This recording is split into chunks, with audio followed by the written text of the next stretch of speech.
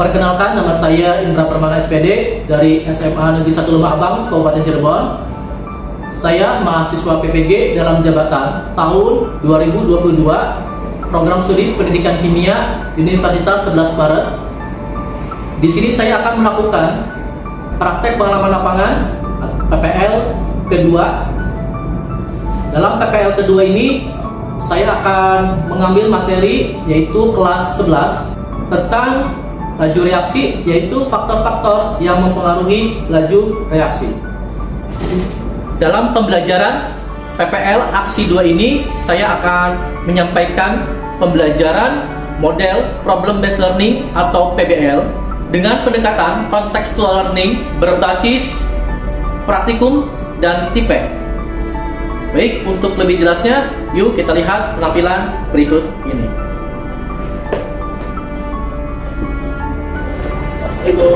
Waalaikumsalam warahmatullahi wabarakatuh.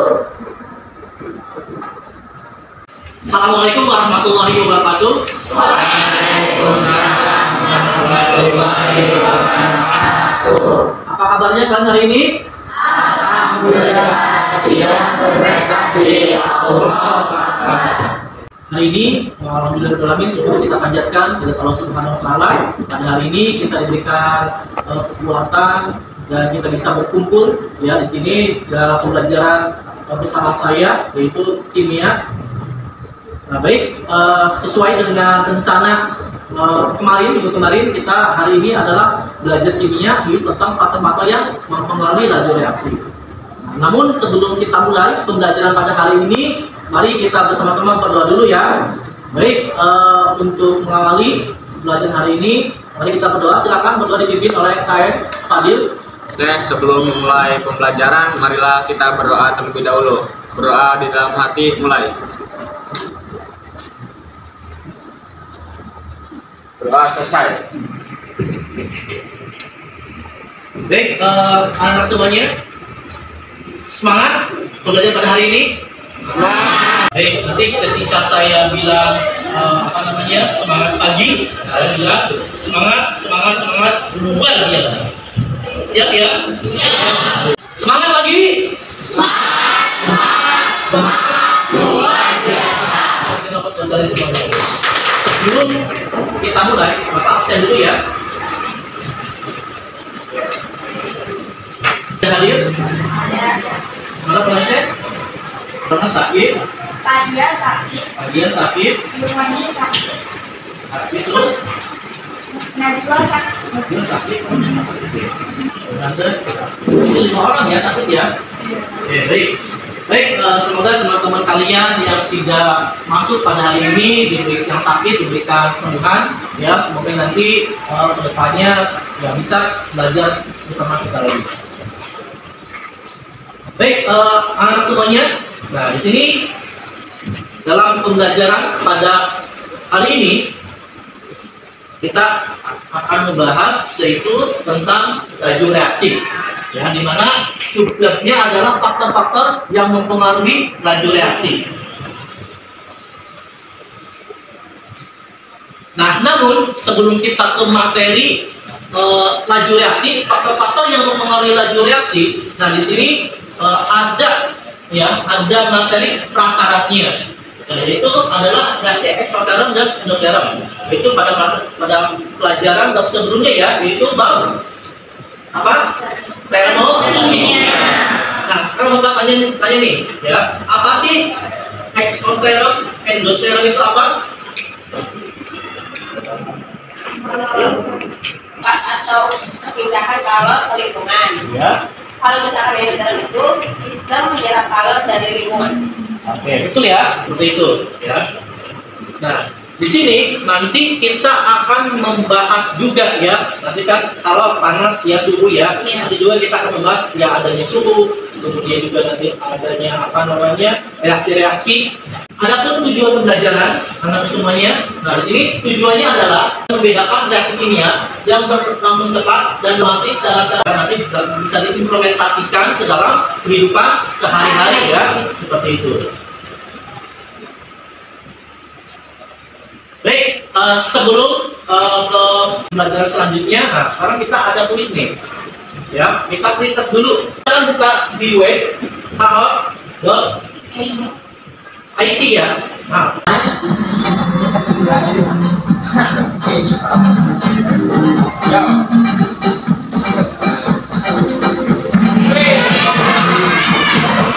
Sebelum kita melanjutkan ke materi selanjutnya, nah di sini kita ada pengantar awal ya, video laju reaksi di sini. Bagaimana konsep laju reaksi dalam kehidupan sehari-hari?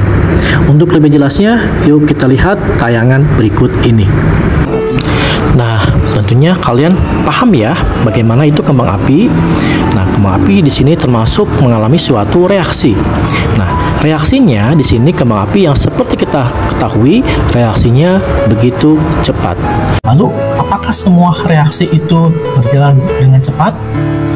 Tentunya tidak semua reaksi berjalan dengan cepat. Dari video tadi yang sudah kalian lihat, ya dari penjelasan tadi yang membuat videonya, kira-kira nih, ada nggak sih yang pertanyakan atau ada nggak sih masalahnya yang perlu nanti kalian bahas? Ada nggak? Kira-kira? Ya, ini nggak boleh. Saya mau tanyakan, maaf sebelumnya. Jadi dari tayangan video tersebut dapat dilihat bahwa di situ ada ketiga buah benda yang berbeda. Nah, dari ketiga buah benda tersebut, mereka mengalami sebuah proses yang dinamakan laju reaksi. Sebenarnya apa itu laju reaksi? Dan apa hubungannya dengan pisang yang membutuhkan waktu yang pertama? Oke, bagus ya. Oke, berikan waktu dulu buat Ina. Untuk menjawab permasalahan-permasalahan tadi, ya, kita akan diskusi kelompok. Ya, nanti ketika kita diskusi kelompok, di situ kalian akan tahu jawabannya. Berdiskusi kelompok nanti sesuai dengan LKPD.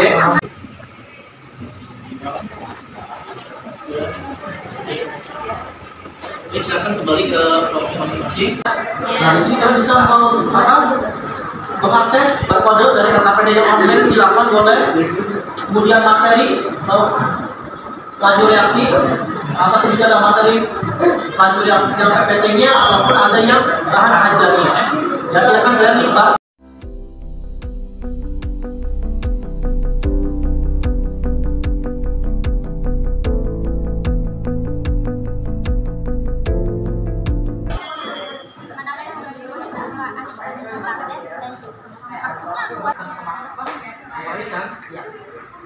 Kira-kira ini supaya sama itu kan sama yang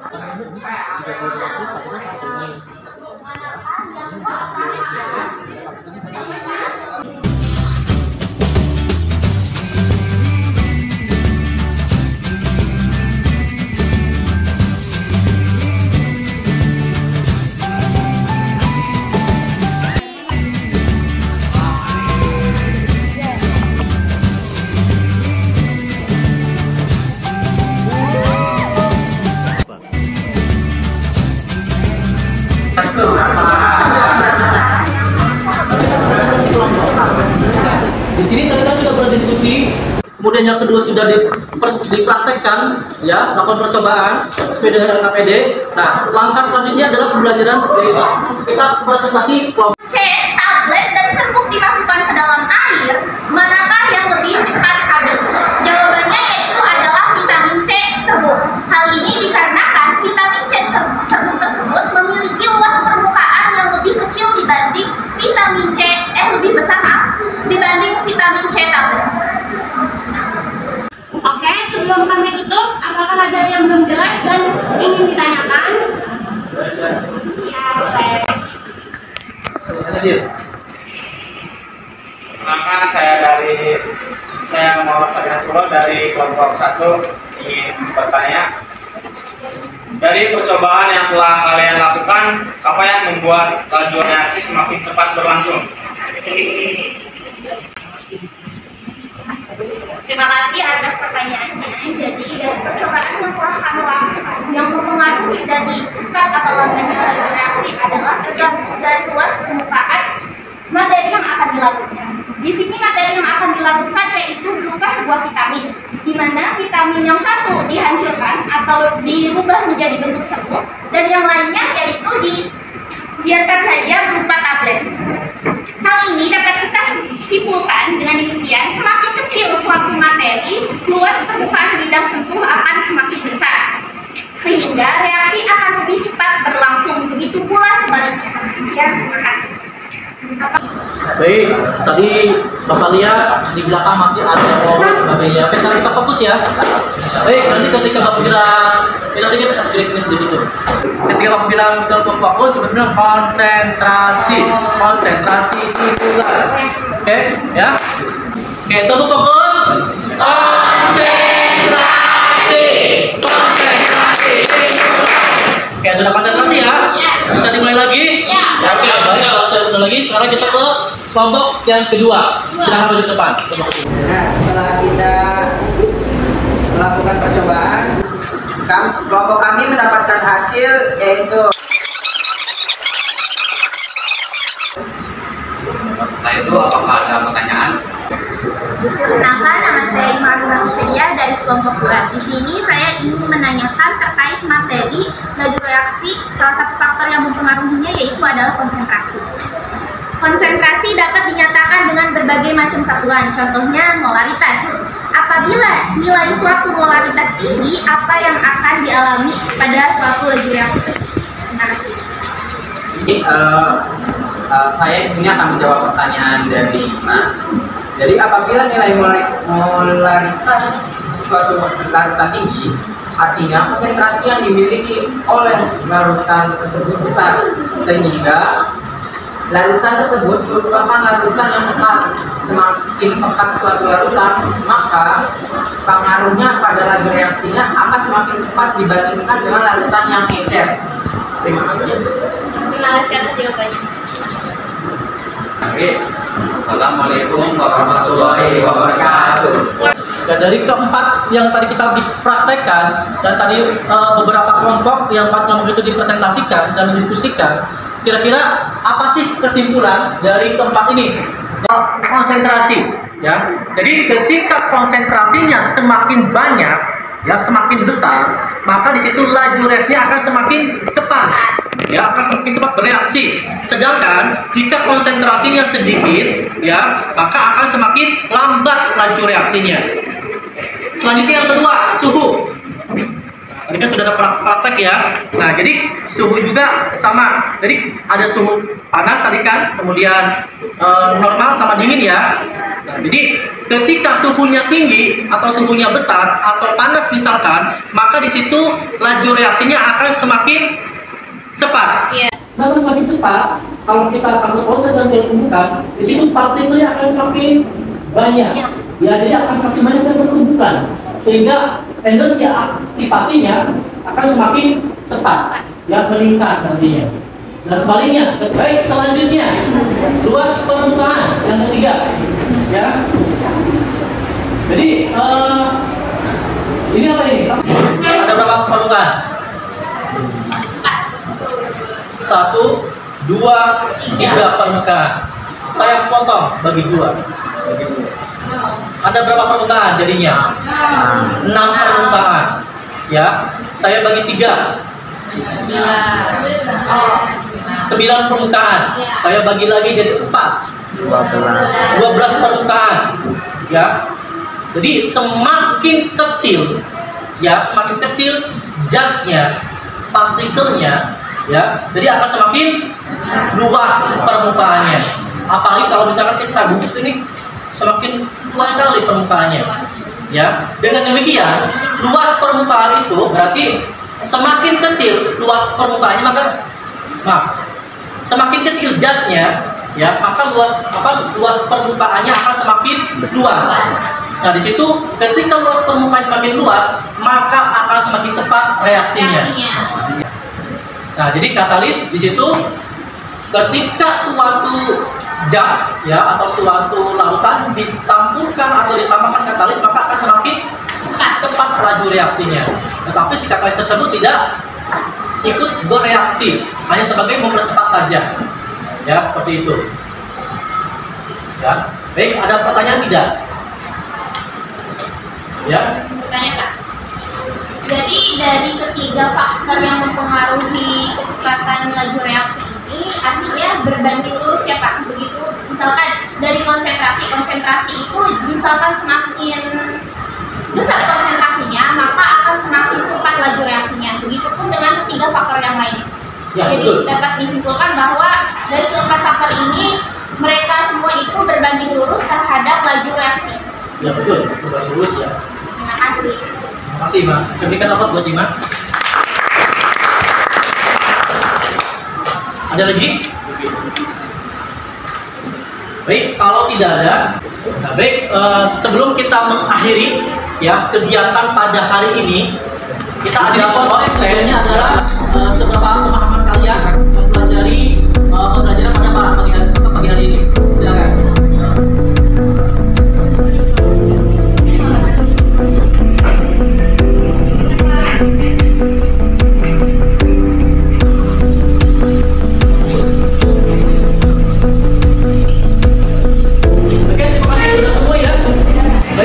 Sini nilai terbesar nilai oleh Ima 100.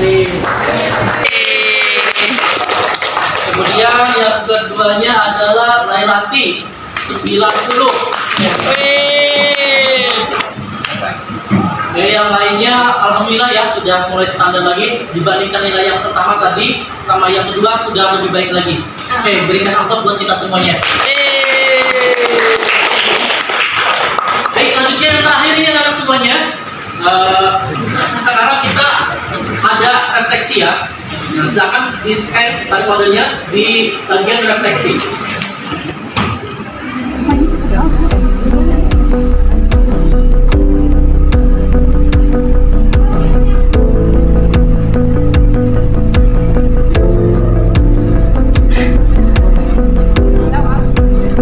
Sejauh mana materi yang kalian paham dan materi yang kalian belum paham. Nah, kemudian apa sih langkah selanjutnya, tindak selanjutnya? Nah, sehingga tindak selanjutnya yang kalian belum paham berarti harus kalian direalisasikan seperti apa?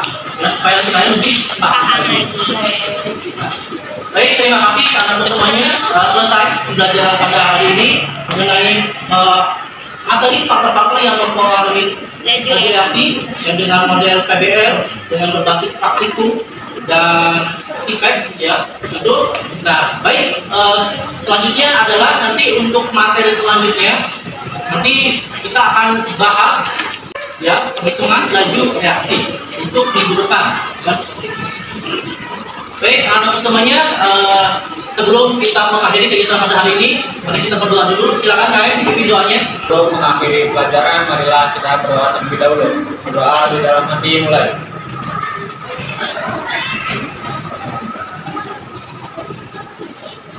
Berdoa selesai. Apa yang sudah kalian dapatkan pada hari ini bisa bermanfaat buat kalian semuanya. Ya setidaknya adalah kesuksesan itu adalah pencapaian dari hal-hal yang kecil. Ya, jadi ketika kita terus berusaha dari yang terkecil, maka insya Allah dari yang terkecil itu akan menjadi besar. Dan tetap semangat belajarnya sehingga kalian menjadi orang-orang yang lebih baik lagi. Bisa semuanya. Terima kasih. Bisa membanggakan